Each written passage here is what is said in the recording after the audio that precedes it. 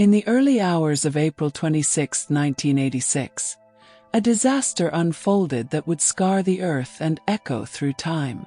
It began at the Chernobyl Nuclear Power Plant near the town of Pripyat, Ukraine, then part of the Soviet Union. What was meant to be a routine safety test spiraled into the most devastating nuclear accident in human history. A moment of overconfidence, human error, and bureaucratic pressure collided with physics in the worst possible way. This is the story of Chernobyl, not just what happened, but why it still matters decades later. Chernobyl's Reactor No. 4 was part of the RBMK series, a design known for its power output and dangerous instability under low-power conditions. The reactor used graphite to moderate neutrons and water as a coolant, a combination that made it powerful but flawed. On April 25, engineers prepared for a safety test meant to simulate a power outage, ensuring that backup generators could cool the reactor if the plant lost electricity. But as shifts changed and delays accumulated, the test was pushed into the early morning hours, outside of normal operating conditions. In their rush, operators made a series of critical mistakes. They disabled safety systems, removed too many control rods, and ran the reactor at dangerously low power. Unaware of the growing instability, they pushed forward. At 1:23 a.m., they initiated the test. In less than 10 seconds, Reactor 4 went from stable to unstable to catastrophic. The core overheated instantly, causing a massive steam explosion. Then a second explosion, possibly from a chemical reaction, tore through the building. The 2,000-ton reactor lid was thrown into the air. Flames shot out of the destroyed core. Graphite blocks were scattered across the roof, glowing red-hot. What the operators had done, whether through ignorance or pressure, was essentially pull every brake off a speeding train, and then tried to stop it by hand. The explosion awakened nearby residents.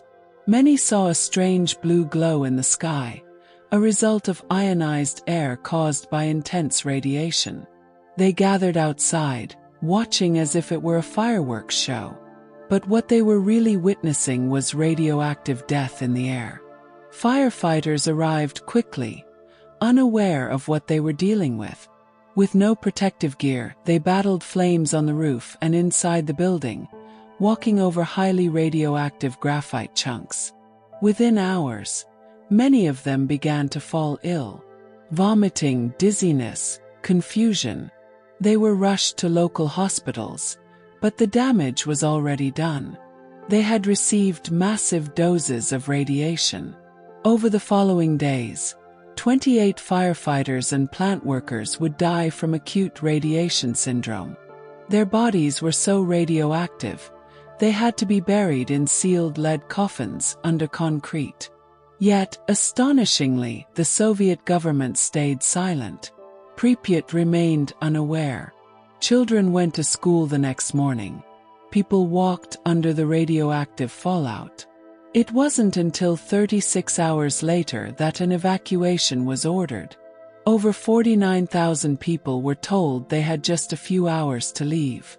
Most never returned. Back in Moscow, the Soviet leadership scrambled to manage not the disaster itself, but the optics. The KGB monitored phone calls. No official announcements were made.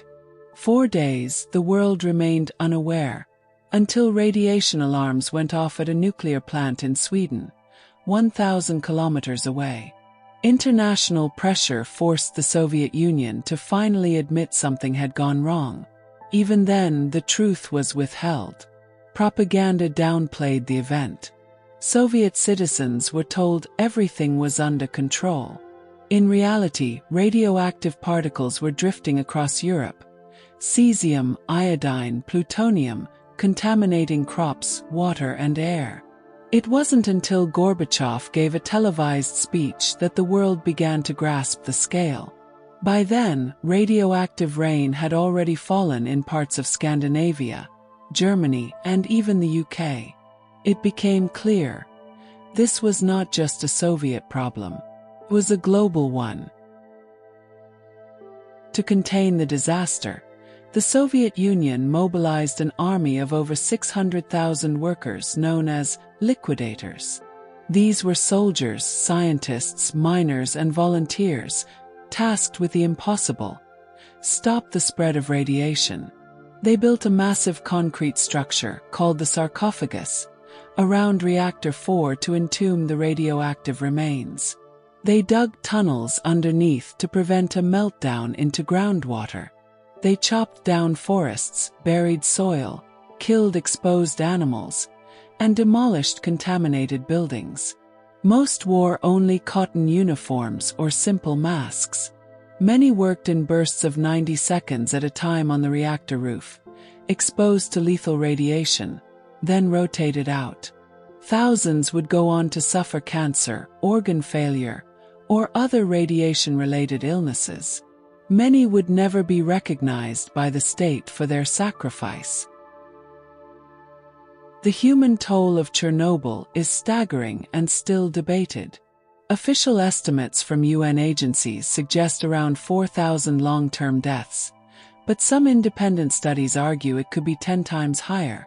Thyroid cancer among children surged in Belarus and Ukraine, largely due to radioactive iodine exposure. Birth defects rose. Psychological trauma spread among evacuees, many of whom suffered from anxiety, depression, and survivor's guilt. Entire towns were lost to the contamination. Over 350,000 people were permanently displaced. A vast exclusion zone spanning 30 kilometers was established. Inside this zone lies the infamous Red Forest, where radiation levels spiked so high the trees died within days, turning a rusty red color. Decades later, the forest remains one of the most radioactive places on Earth. And yet life returned.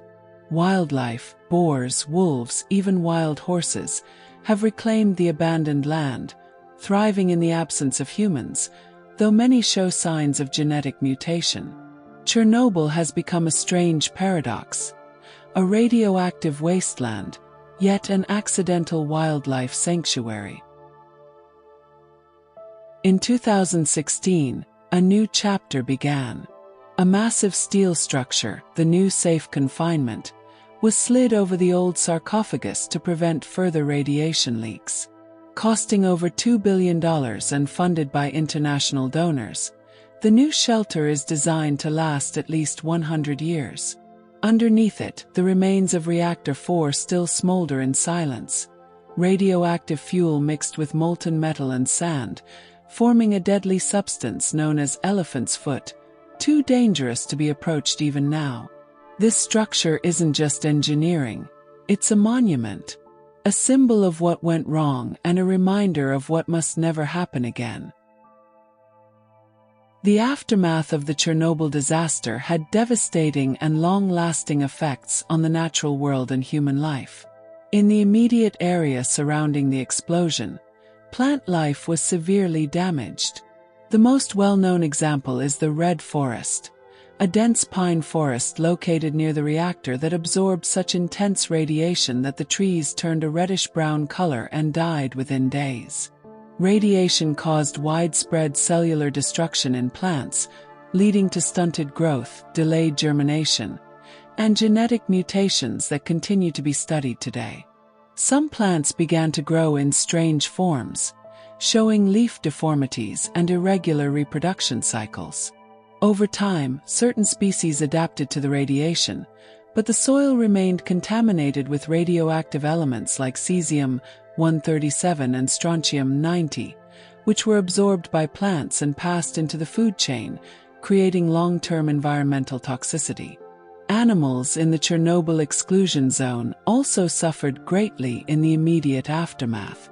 Many domestic animals and wildlife died within hours or days of exposure, while others experienced severe radiation sickness. In the following years, researchers observed an increase in birth defects, deformities, and genetic mutations among animal populations. There were reports of birds with deformed beaks, insects with missing wings, and mammals with developmental issues. Despite this, an unexpected phenomenon occurred. With the absence of humans, wildlife populations began to recover. Species such as wolves, boars, lynx, and even rare Przewalski's horses have returned in large numbers, seemingly thriving in the deserted zone. However, many of these animals still carry elevated levels of radiation in their bodies, and subtle long-term effects, such as shorter lifespans and reproductive challenges, remain common. Humans, however, bore the most tragic consequences of Chernobyl. 2 workers died on the night of the explosion, and within weeks, 28 more, including firefighters and plant staff, died from acute radiation sickness, experiencing horrific symptoms such as burns, vomiting, and organ failure. Over the decades, tens of thousands more were affected. The most alarming health issue was a dramatic rise in thyroid cancer, particularly in children, due to the ingestion of radioactive iodine through contaminated food and milk. Other conditions, including leukemia, breast cancer, heart disease, infertility, and cataracts, also increased in exposed populations. The liquidators, the hundreds of thousands of cleanup workers, were exposed to extremely high levels of radiation with minimal protection, and many later developed serious health problems. Beyond physical harm, the psychological effects were profound. Survivors and evacuees suffered from depression, anxiety, post-traumatic stress disorder, and a deep-rooted fear of sickness. Many faced social stigma and were labeled as contaminated, adding emotional and economic hardship to their already fragile lives. Entire towns were evacuated, and over 350,000 people were permanently displaced from their homes, communities, and livelihoods. The damage didn't stop with the first generation. Some scientific studies have suggested that children born to exposed individuals show increased rates of birth defects and genetic abnormalities, although the full extent is still being debated. For years, food, water, and soil in the region remained dangerously radioactive, making agriculture and resettlement impossible in many areas. Even today, parts of Ukraine and Belarus continue to monitor and regulate food products for contamination. The effects of the Chernobyl disaster were not just physical, they were social, emotional, and generational. It remains one of the clearest examples of how a single technological failure, compounded by human error and government secrecy, can poison not only the environment, but also the health and future of an entire population. When the Chernobyl disaster occurred in April 1986, the initial reaction from the outside world was one of confusion and concern. The Soviet Union kept the incident secret at first, releasing no information to the public or international community. It wasn't until Swedish scientists detected unusually high radiation levels, over 1,000 kilometers away, that questions began to surface. When Sweden demanded an explanation, the Soviet government was forced to admit that an accident had occurred at a nuclear power plant, though they grossly downplayed its severity. The lack of transparency and delay in disclosure caused global outrage, especially as radioactive fallout had already spread across Europe. Once the full scope of the disaster became known, international condemnation of the Soviet Union's secrecy was swift. Countries like the United States, France, and the United Kingdom demanded more information, while governments across Europe began monitoring radiation levels in air, water, and food. Panic spread in some areas, with schools closing, crops being destroyed, and restrictions placed on dairy products, especially in countries like Germany and Poland. The World Health Organization (WHO) and International Atomic Energy Agency (IAEA) became involved, offering assistance and beginning investigations into the health and environmental impact. Chernobyl also had a significant political and environmental impact globally. It led to massive anti-nuclear protests, particularly in Western Europe, and caused many nations to reconsider or slow down their nuclear energy programs. Italy held a referendum and later phased out nuclear power entirely, while Germany began its long-term shift away from nuclear energy. The disaster exposed the dangers of outdated reactor designs and lack of safety culture, especially in authoritarian systems that suppress critical information. Over time, Chernobyl became a case study in international nuclear safety, spurring reforms, new safety protocols, and closer international cooperation. It left the world shaken and more cautious about the true cost of nuclear power. The Chernobyl disaster triggered a fundamental shift in how the world approached nuclear energy, forcing the industry to confront its vulnerabilities. One of the most immediate changes was the global reassessment of reactor designs, particularly the RBMK model used at Chernobyl, which had serious safety flaws, such as a positive void coefficient and lack of a proper containment structure. These design flaws were either corrected or the reactors were eventually decommissioned. In Western countries, new safety protocols were implemented, and older plants were either upgraded or shut down. Many nations established independent nuclear regulatory bodies to enforce strict oversight, rather than leaving control in the hands of energy companies or politically influenced agencies. The disaster also led to the creation of international safety frameworks, including the Convention on Nuclear Safety, signed by dozens of countries in 1994, which required transparent reporting, peer reviews, and adherence to global safety standards. Real-time radiation monitoring became standard practice, and emergency response systems were dramatically improved. Operators were trained under stricter protocols, focusing more on human error prevention and crisis management. Nuclear plants worldwide introduced multiple redundant safety systems, improved reactor cooling technologies, and built more robust containment structures to prevent radioactive leaks. In addition to technical upgrades, public communication became a vital part of nuclear policy. Chernobyl had shown the deadly consequences of secrecy and denial. As a result, many governments and nuclear agencies adopted transparency measures, keeping the public better informed about plant operations and safety drills. Some countries like Germany and Italy began long-term plans to phase out nuclear power entirely, while others, such as France and the US, chose to invest in newer, safer reactor designs like pressurized water reactors, PWRs, and Generation 3 reactors with passive safety features. In summary, Chernobyl served as a wake-up call. It exposed the catastrophic potential of nuclear energy when combined with flawed design, human error, and political silence. As a result, the nuclear industry became more regulated, more transparent, and more safety-focused than ever before.